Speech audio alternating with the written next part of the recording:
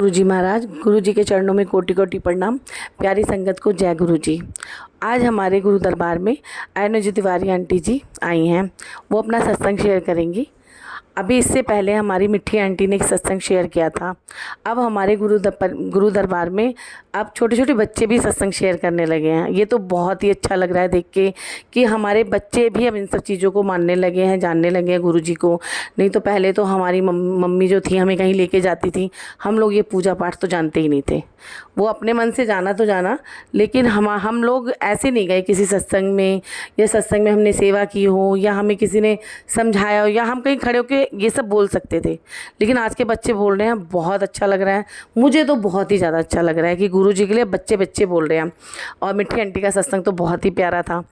और अब आज जो है निजा तिवारी आंटी जी आई हैं, और इसके बाद काफ़ी सारे बच्चे हैं जो लाइन में हैं, जो अपना सत्संग शेयर कर रहे हैं।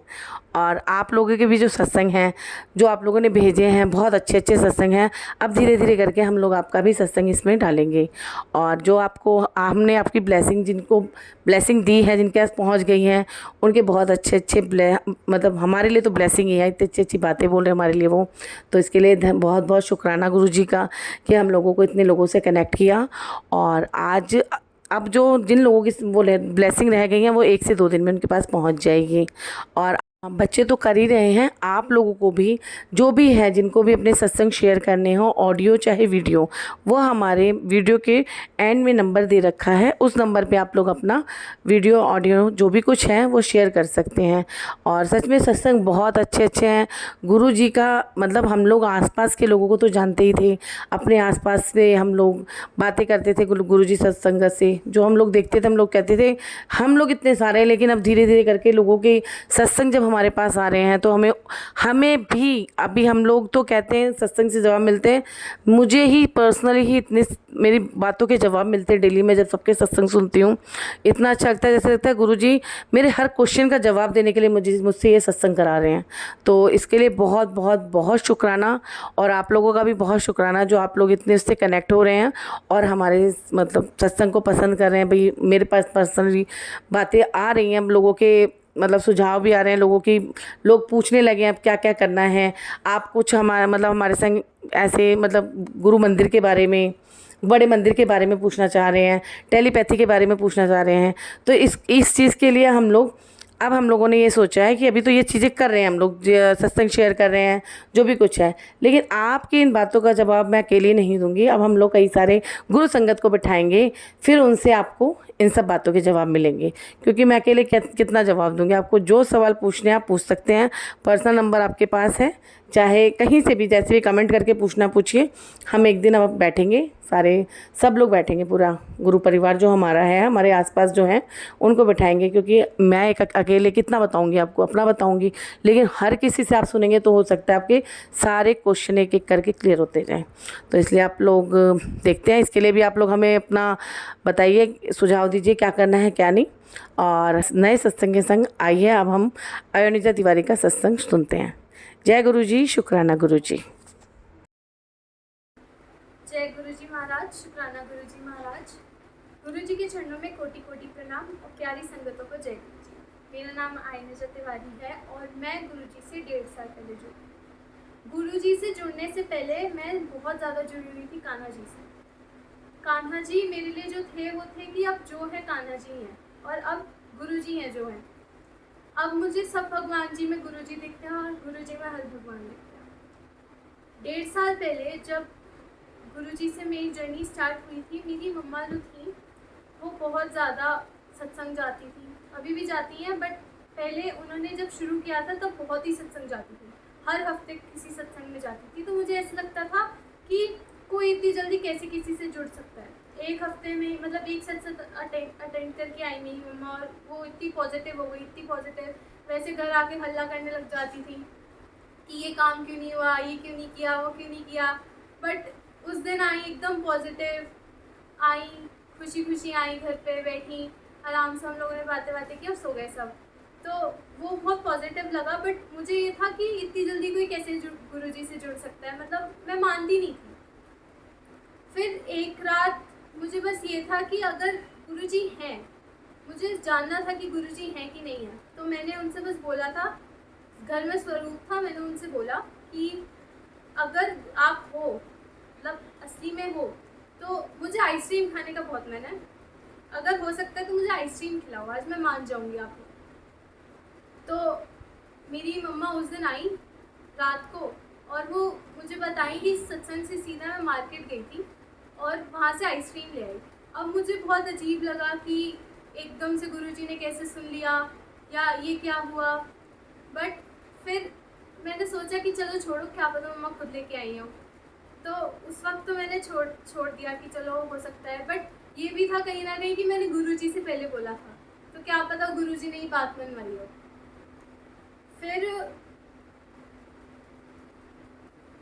फिर बीच में एकदम गुरुजी से जुड़ गए थे, तो मुझे नहीं पता, मेरे बोर्ड्स पास में थे और मैं कुछ भी होता था तो सिर्फ गुरुजी चलते थे दिमाग में। उस वक्त घर में सत्संग बहुत होते थे, हर महीने एक सत्संग होता है हमारे घर, तो उस वक्त बहुत हो रहे थे। और जब भी गुरुजी के सामने मत्था टेकती थी ना, तो बस यही आता था दिमाग में, गुरुजी बोर्ड्स बचा लेना।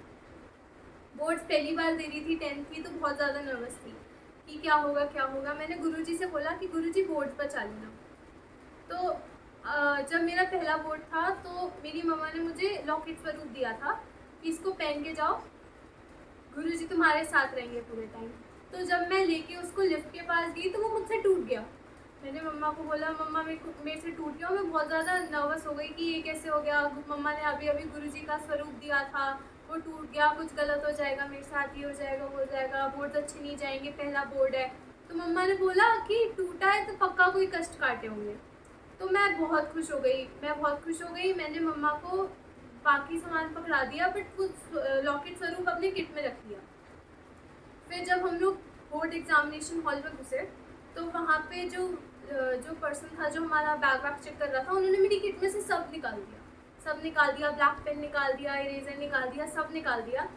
फिर मेरे को डर था कि वो गुरुजी का स्वरूप ना निकाल दे, क्योंकि मैं अंदर तक लेके जाना चाहती हूँ स्वरूप को। और मैं सोच रही थी कि जब मैं लिख रही होंगी ना, तो गुरुजी के स्वरूप को सामने रखूँगी, जो भी याद नहीं आएगा वो गुरुजी दिमाग में डालते जाएंगे। तो बस यही था मेरे दिमाग में। मैं डर रही थी कि वो मेरे किट में से गुरुजी का स्वरूप ना निकाल दें। तो फिर वो आए, उन्होंने मेरी किट चेक की, ब्लैक पेन निकाल दिया, सब निकाल दिया।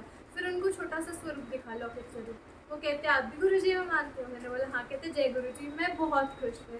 मैं उनको बोला जय गुरुजी, और मैं बोल के अंदर चली गई। मैं बहुत खुश कि अरे घुसते के साथ ही जय गुरुजी बोल दिया, अब तो सब सही जाएगा, सारे बोर्ड सही जाएंगे। मैंने सेम वैसे ही किया, गुरुजी का स्वरूप सामने रख के पूरा एग्ज़ाम दिया अपना। तो नर्वसनेस थी, बट एकदम कॉन्फिडेंट थी। पहले बिल्कुल भी कॉन्फिडेंट नहीं थी कि मेरा बोर्ड कैसा जाएगा, कैसा नहीं जाएगा, क्या करूँगी क्या नहीं करूँगी। बट उसके बाद नर्वसनेस दूर हो गई मेरी, बहुत ज़्यादा कॉन्फिडेंट हो गई कि अब गुरुजी साथ में है। तो वहाँ से मेरा गुरुजी के अंदर बिलीव बहुत अच्छे से स्टार्ट हो गया कि हाँ गुरुजी हैं।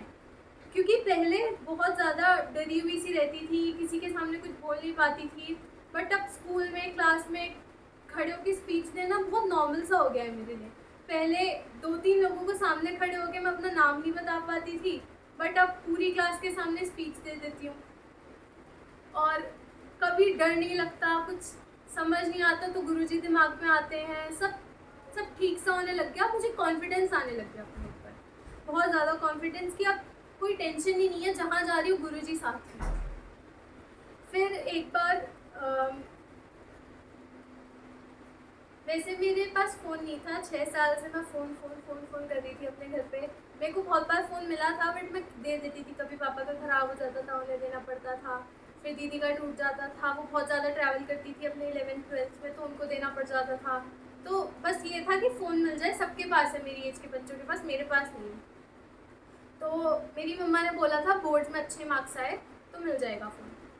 मेरी मम्मा मासी दोनों ने यही बोला था, दिला मासी दी थी, बट मम्मा ने बोला था कि बोर्ड्स में अच्छे मार्क्स आए तो फ़ोन मिल जाएगा। बट मुझे इतना वेट नहीं करना था। तो मैंने गुरुजी से बोला, हम लोग बड़े मंदिर जा रहे थे, वो पहली बार मैं बड़े मंदिर जा रही थी। उस वक्त हम लोग अपने बोर्ड्स की किट भी ब्लेस कराने जा रहे थे, और वो किट इतनी बार ब्लेस हुई थी। पहले घर में सत्संग हुआ, वहाँ पे ब्लेस हुई, फिर बड़े मंदिर गए, वहाँ पे ब्लेस हुई। फिर उस दिन जब बड़े मंदिर गए थे, तब गाड़ी में बैठ के याद आया, मेरी दीदी ने मुझे याद दिलाया कि मैंने उन्हें बैठ के बताया था एक बार जन्नत द्वार के बारे में। तब याद आया कि जन्नत द्वार भी चल सकता है, और उस वक्त लकीली जन्नत द्वार खुला हुआ था। वहाँ पे ब्लेस हुआ, वो किट इतनी बार ब्लेस हुआ, मैं तो इतनी खुश थी कि अब बोर्ड्स तो बस अच्छे से जाएंगे। मैंने मम्मा को बोला था कि मुझे फ़ोन तो चाहिए, आपको दिलाना पड़ेगा, अगर बड़े मंदिर जा रहे हो तो पिंक स्वरूप पहने होंगे गुरुजी, पिंक अगर चोला गुरुजी ने पहना होगा तो आप मुझे फ़ोन दिलाओगी, मना नहीं करोगी। तो उन्होंने बोला ठीक है। हम लोग बड़े मंदिर में घुसे। जब घुस रहे थे तो उनकी जहाँ पे समाधि थी, समाधि में तो उन्होंने रेड वाइन कलर का चोला पहना हुआ था। तो मैं बहुत ज़्यादा अपसेट सी हो गई कि गुरुजी ने बात नहीं मानी, ये नहीं किया, वो नहीं किया। और मैं ना दिमाग में लड़ लेती थी अच्छे से गुरुजी से कि आप जानबूझ के करते हो ये सब, मेरे लिए कुछ करना नहीं चाहते, सबके लिए सब करते हो, मेरे लिए नहीं करते। मेरे लिए कुछ भी नहीं करते ना गुरुजी। पहले ऐसा लगता था कि जानबूझ के बात नहीं सुन रहे, बट अब समझ में आता है कि नहीं, गुरुजी जो देंगे सबसे बेस्ट वही। गुरुजी सोच समझ के सब देते हैं। बट उस वक्त उन्होंने रेड वाइन कलर का चोला पहना हुआ था, तो मैं एकदम गुरुजी से लड़ गई दिमाग में कि अब जानबूझ के करते हो, मुझे आना ही नहीं चाहिए था बड़े मंदिर, जानबूझ के मैं मूड खराब करने अपना बड़े मंदिर आई। फिर हम लोग चढ़ते गए, चलते गए, चलते गए, तो हम लोगों ने सामने देखा जो मेन मंदिर था गुरुजी का, वहाँ पे उन्होंने पिंक कलर का चोला पहना हुआ था। अब मैं इतनी खुश, इतनी खुश, इतनी खुश कि गुरुजी ने पिंक कलर का चोला पहना हुआ है। वहाँ पे सब लोग, कोई कुछ नहीं बोलता, लेकिन मैं वहाँ पे कूद रही हूँ कि गुरुजी ने मेरी बात मान ली, बात मान ली, बात मान ली। हालांकि फ़ोन मुझे मिला उसके बाद भी 3-4 महीने बाद, बट दिया गुरुजी ने। फिर गुरुजी ने सिचुएशन ऐसी बनाई कि मेरे लिए जस्ट फ़ोन ऑर्डर हुआ, उसी रात फ़ोन ऑर्डर हुआ, अगले दिन फ़ोन आ गया। ऐसी सिचुएशन में गुरुजी ने मेरे को फ़ोन दिलाया कि बस समझ गई थी कि ये गुरुजी ने ही दिलाया है।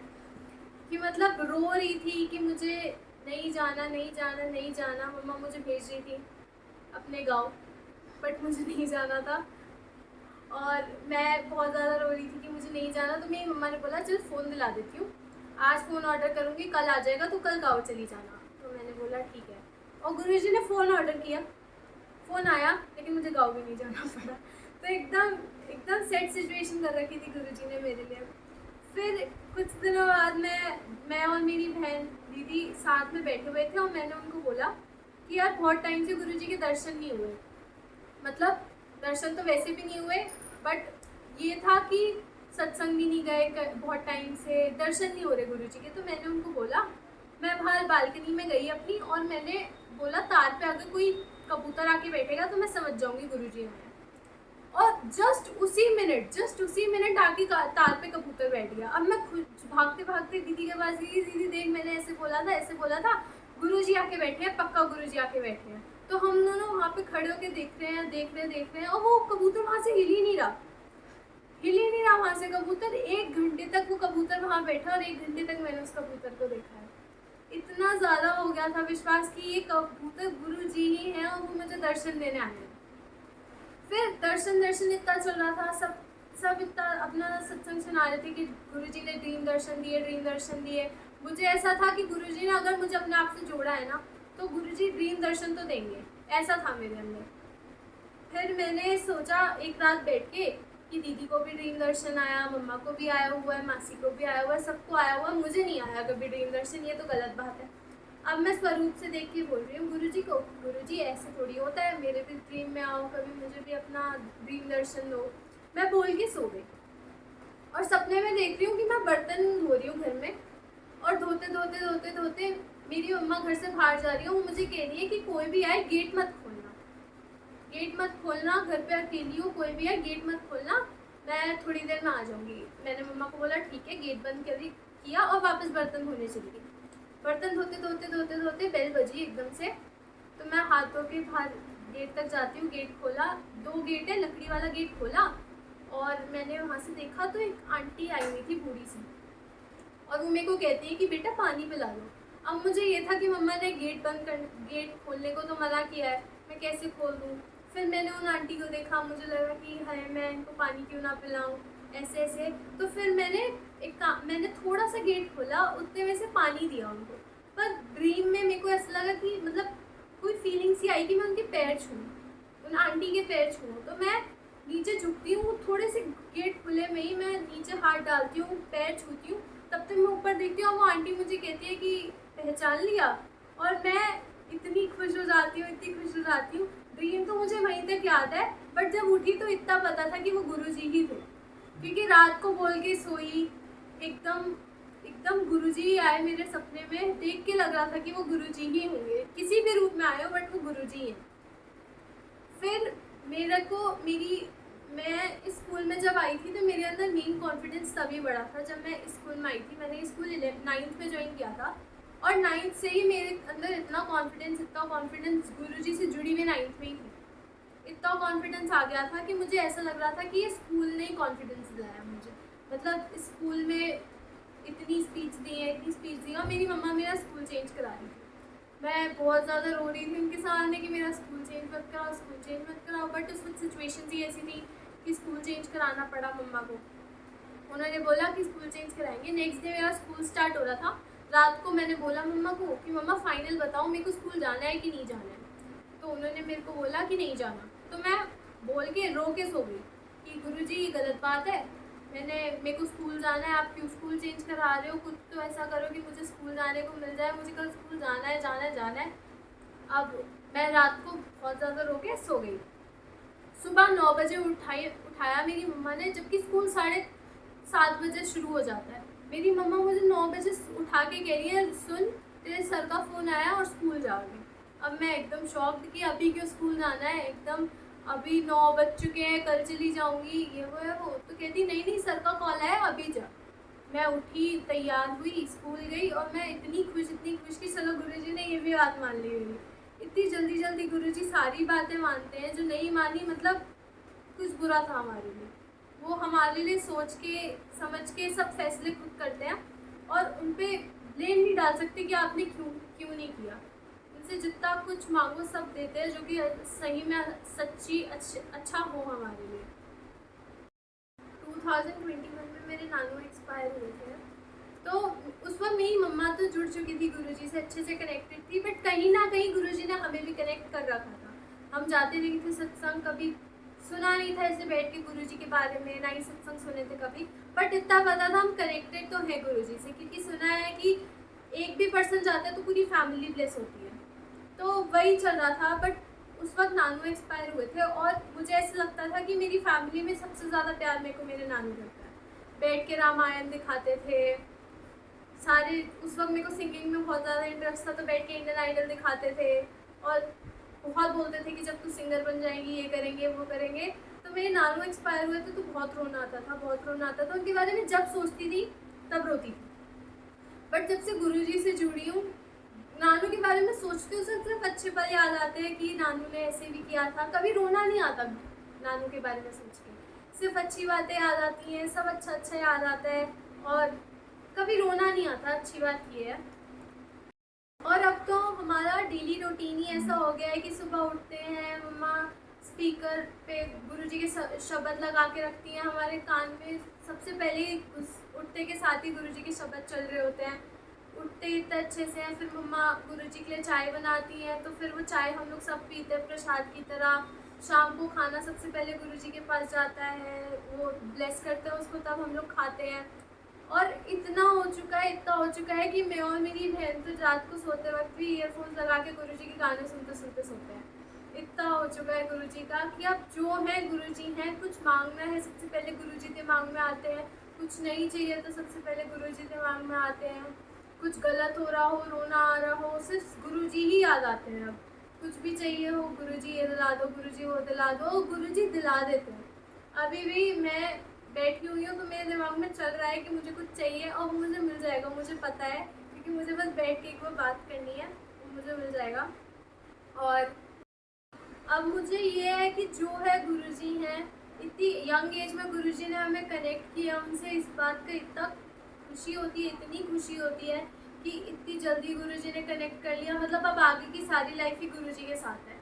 कुछ लोग 50 की एज में आके कनेक्ट होते हैं, बट हम इतनी जल्दी 15-16 साल की एज में कनेक्ट हो गए गुरुजी से। मतलब जब तक जी रहे सिर्फ गुरुजी ही है हमारे लिए, और हर पल है गुरुजी का शुक्राना, पल पल गुरुजी का शुक्राना, इतना शुक्राना कि क्या पता कितनी बार उन्होंने हमारी हेल्प की हो, हमें पता भी नहीं कि उन्होंने किया है कि नहीं किया। हम तो बस, मैं अभी भी कोसती रहती हूँ कि ये क्यों नहीं दिलाया, बट ठीक है, हो जाता है कभी कभार, बच्चे हैं, गलती हो जाती है।